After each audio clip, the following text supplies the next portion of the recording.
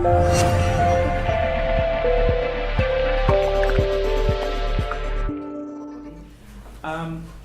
this is a subject that I have been researching and training in for quite a while now at the Wolf Institute, which is an interfaith organisation, and it's loosely affiliated with the University of Cambridge. But it's a subject which is personal, I think, to all of us. It's a very, very broad subject, and I'm happy to take this in any direction you want me to. We have within the room, I do know, people who are involved in, for want of a better expression, the dying industry, but it's not the dying industry, it's dealing with people who are at an end of life stage and people who have died, bereavement, funeral services as well. But it's really this. It's the same story for me of migration into this country after World War II.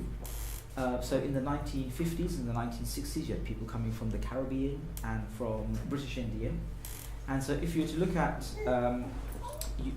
photos in a nursery, you'd see that change in the 70s and the 80s, that ethnic and demographic and religious change. And in the workforce in the 1990s, and those young men and women that came in the 60s and the 70s are now at an elderly stage, and issues around care, questions around what constitutes a good death, theological issues around dying people and modern treatments, the intervention of advanced care systems that can prolong life.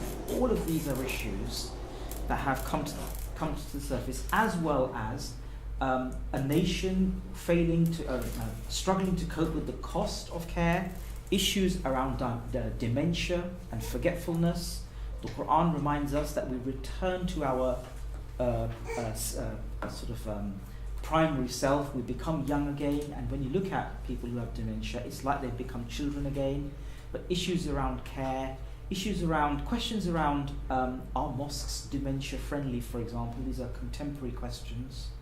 And also questions that challenge theology and our understanding of Islam. The role of music, for example. There's substantive evidence that it really helps people with dementia. But if we have theological limitations on what we can do with things, then we have to ask ourselves what the purpose of these things are. So I'm just going to touch upon a few things. I mean, as I say, this is just a little bit about my own story that just shows the migration of people. But one of the dimensions I think that's important is the age dynamic. Britain's Muslims are the youngest Muslims, but this here is and there's a lot of focus on the young age. But this here is the statistical analysis of the older age sector. So you have people who are 50 plus, and you have people that are over 65. And this is the 2011 census, which means that it's about 7 years old now. And that green thing bar there is the plus 65 age. But look at the purple. The purple represents those who are 50 to 64. And what you'll notice with a lot of the minority groups is that they're larger. In other words, over the next 10, 15, 20 years, lots more people will be elderly, living longer, and issues around care surface, and ideas that family structures and community structures will be able to look after the problems that surface don't always hold. So that gives you a sense of the age distribution over the years as well. One thing I want to show you is what we call an old age dependency ratio. Now, an old age dependency ratio shows the dynamic between young people or working people and people who are over 65. The assumption being that if they're over 65, they are dependent. And over the years, the balance between older people and younger people is changing dramatically. I'm going to show you something. This is the old age dependency ratio in Britain. And the darker blue areas are showing you areas where you have many more people who are over 65 against those who are of a labour force age. So it's for every 1,000 people, how many are over 65 against those who are between 16 and 64? And that was in 1996. Look what happens in 10 years. It starts to get more blue. 2000. Okay, so from 1996 to 2006, look what's happening. 2016. Those very dark blue areas are showing you concentrations of over 50%. In other words, 50% of the population is over 65 against those who are between 16 and 64, those who are of a working age. Look what happens in 2026 predicted. We're getting older. And the projections for 2036. So what that is showing you is our population is getting older, and that involves and includes Muslims. A growing number of Muslims getting older, but there's another area that surfaces. If you look very closely at Muslim concentrations, it's still relatively young. So one of the things that comes out from here is the role that Muslim communities can play in serving and helping those who are in need. There's a huge opportunity there in terms of social relations. So I've done a number of pieces of research for the Wolf Institute, and a whole range of issues surface. So we found, huge gaps in terms of the relationship between care centres, hospices, and Muslims, and I can sort of address or take any questions around that area as well. But essentially, the questions that are surfacing, and I'll be guided by your questions when we break up for that, involve delicate questions around the use of technology. Hospital staff often don't know when they can appropriately, for example, switch off life support machines.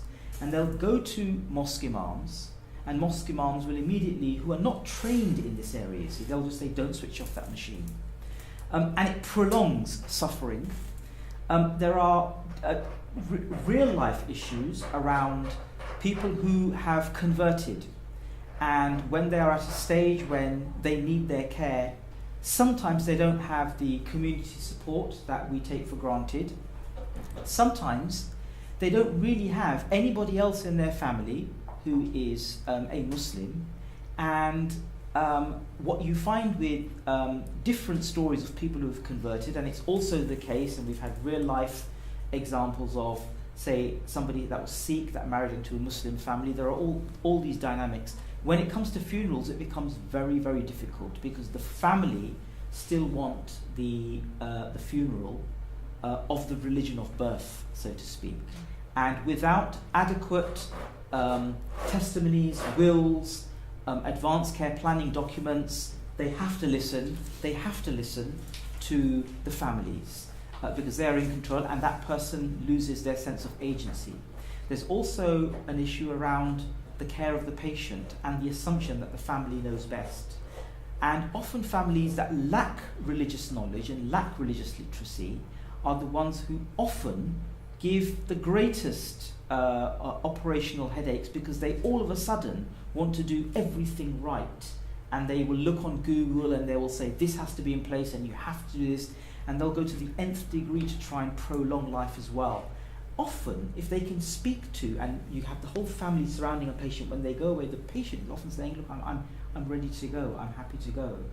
There's a whole area of care services needing volunteers, and there's a real connection to be made between the volunteering appetite that we have, the fundraising appetite that we have, and what care homes need. There is also a broader issue around funerals, and how the way in which we conduct funerals is changing as we are socially normalised, and we don't really want just a quick funeral and then no service afterwards, no remembrance afterwards, and so that's changing the dynamic of things. Funeral spaces in graveyards is another issue, because they are being required by Muslim citizens more and more. You are seeing surfacing as well private businesses to cater for needs, but it's nowhere near as developed as, say, in the way that you have in Jewish communities. Jews, for those of you that don't know, pay a fee to their synagogue, and that fee supports services in the longer term. There is no such makeup there on the Muslim side of things.